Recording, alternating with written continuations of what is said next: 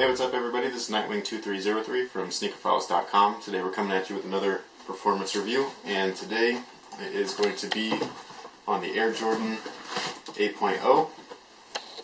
So here's a quick look at the shoe, and without wasting too much of your time, let's get right into it. So here is the Air Jordan 8.0. As usual, start off with the bottom of the shoe here. As you can see, there is full-length herringbone traction, which is absolutely perfect. I really liked it, especially from a front-to-back standpoint. Front-to-back meaning front-to-back. Side to sides, it was pretty good. We have a few areas, like right here, that have the herringbone wrap up and around, which is nice for rolling and cutting off of screens and things like that.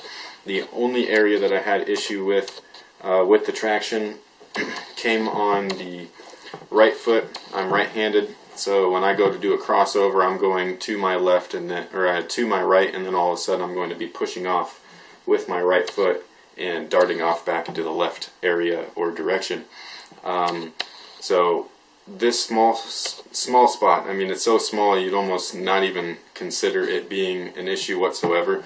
But when I would dart back this way, it just touched the floor in a way to where I ended up slipping. It only happened about 3 or 4 times, but when it did happen, it's really not cool, especially when you have the guy or your opponent.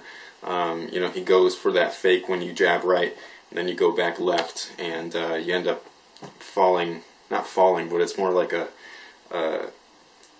really smooth glide across the floor, and then you end up landing in a planking position, which is, I wouldn't say it's embarrassing, but it's definitely not cool.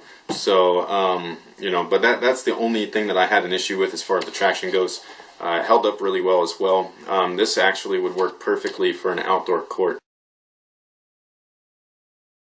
Cushion on the shoe is absolutely fantastic. It's a huge upgrade compared to the original models and the retros. So the original Air Jordan 8 and the retro Air Jordan 8 featured a polyurethane midsole. The polyurethane was very dense and very hard, much different than what you would see on the Air Jordan 3, 4, and 5. And underneath your footbed, where your foot rests underneath the insole, you had a embedded air unit in the heel, and then a second embedded air unit in the forefoot. They didn't change any of that, which is great. The only thing that they changed is the midsole itself. They took out the polyurethane and they added Phylon. Phylon just, it really made the shoe. I don't know if you're going to be able to see all the creases, but that's just a ton of impact absorption, both in the heel and in the toe area. So there you go. It was just such a smooth ride. It was really, really surprising. They looked pretty clunky. It didn't feel that way at all, especially since they added Phylon. As soon as you took your heel to toe strike, it just felt very, very smooth. And inside of the shoe, you have your Ortholite insole, which added a little bit more comfort. And then directly underneath that, you have that gray instead of the nylon. And then directly underneath that, there's a little hole right there, and that's right where the airbag is. So it sits directly under your foot, and it feels absolutely amazing. You can kind of see the heel airbag in this window right here. But yeah, so as far as cushioning goes, I thought that it was fantastic. I usually prefer Zoom Air, but when you have the air units mixed in with the Phylon and then, you know, the Ortholite and all that stuff, it just felt awesome, and I really enjoyed it. So cushioning standpoint, it was pretty much perfect in my opinion from what I'm used to. The materials are a mixture between patent leather here on the toe, and then it raises up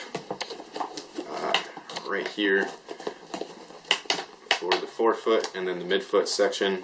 Those are flywire pieces. These are kind of like flywire. They have the strands in there, but they're not connected to anything. They're just sewn on to the leather. And then you have the leather on the toe rand and on the heel. So the materials that they use on the upper is very durable. the materials that was on the midsole, as far as like the glues and things like that, it actually started to come apart.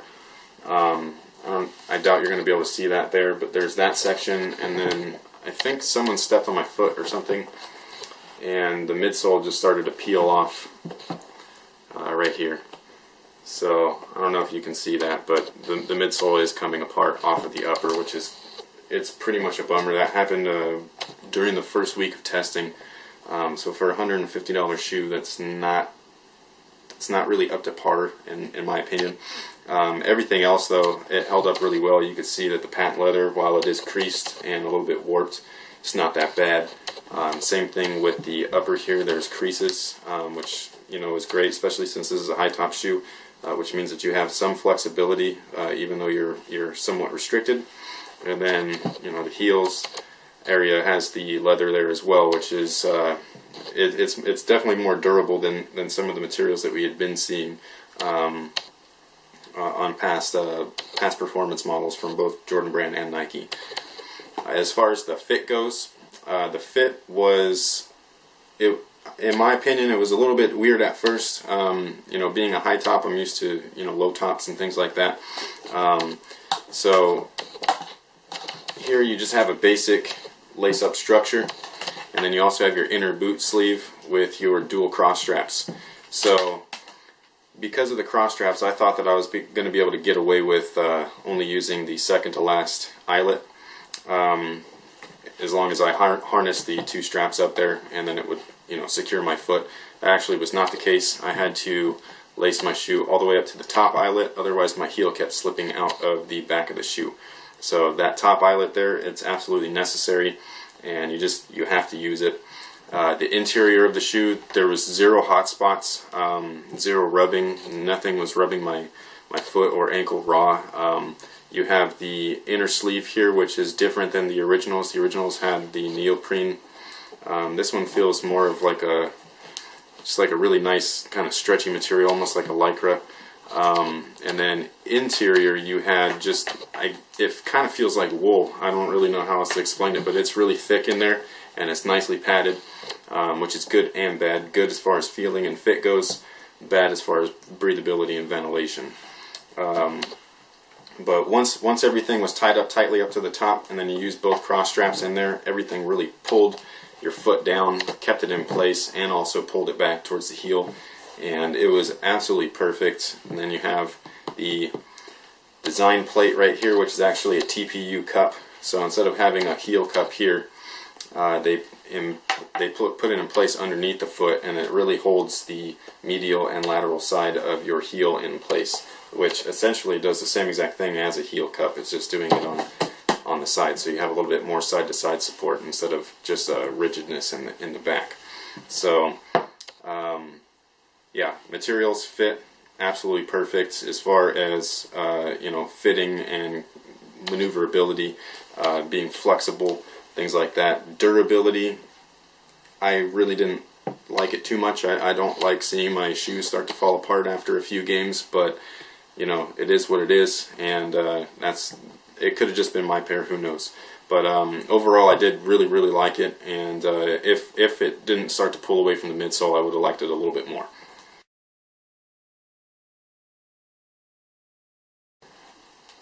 So as far as the breathability and the ventilation department goes, that, in my opinion, was one key aspect that needed improvement from the original and the retro Air Jordan 8, and that is the one key improvement that they did not do in this shoe.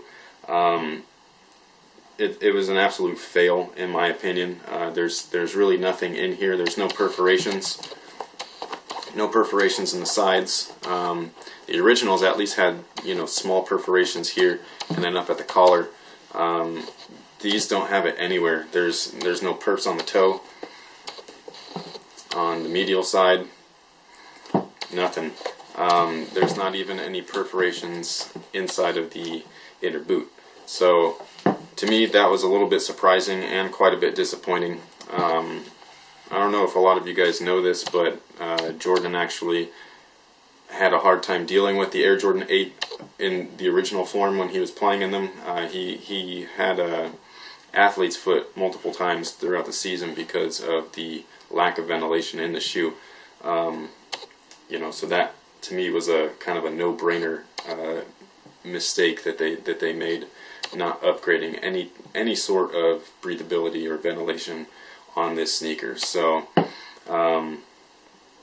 you know, there isn't any, and it wasn't good. So that's pretty much that for. Alright guys, so that pretty much takes care of the review on the Air Jordan 8.0. Here's one more quick look. Overall, pretty decent shoe. A little bit disappointed in the ventilation department, since that was a key area that needed improvement from the originals and the retros. And then the durability was a little bit iffy on this. Could have just been my pair, or you know, who knows. But overall, it's a pretty good shoe. I would definitely recommend this, especially for larger players. I wouldn't say larger players, but more of the 3 to 4 spot. If you are a 2 guard, as long as you're inactive as far as, you know, huge crossover moves and a lot of slashing and things like that, because this area didn't keep up well with that aspect as far as like a 4-foot person goes. But overall, it's a very good shoe. So definitely a 3 to 4 spot shoe. 2 guards, if you're a slower guard, wouldn't be a bad idea to pick these up. And you know, so that pretty much is it for the Air Jordan 8.0. Make sure that you stay tuned, because we have a bunch of stuff coming up. So everybody always asks me, you guys got to check out my site, nightwing2303.com. We have the Adizero Rose 2.0s, which are almost complete. We have the Adidas Crazy 8s. We also have the LeBron 9s. And then, last but not least, we have the Zoom Rookie. These are all being tested currently. You can, you know, view the site for teasers and little bits of insight on the performance aspects. We also have some other things coming up. We have Power Grip.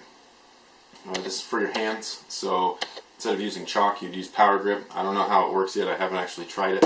And then coming up very soon is actually going to be a review on Court Grip. You might not want to miss this one, because well, actually, I'm not going to say anything else. You don't want to miss this review. Everybody keeps asking me about this, and I'll let you know whether or not it's a good deal.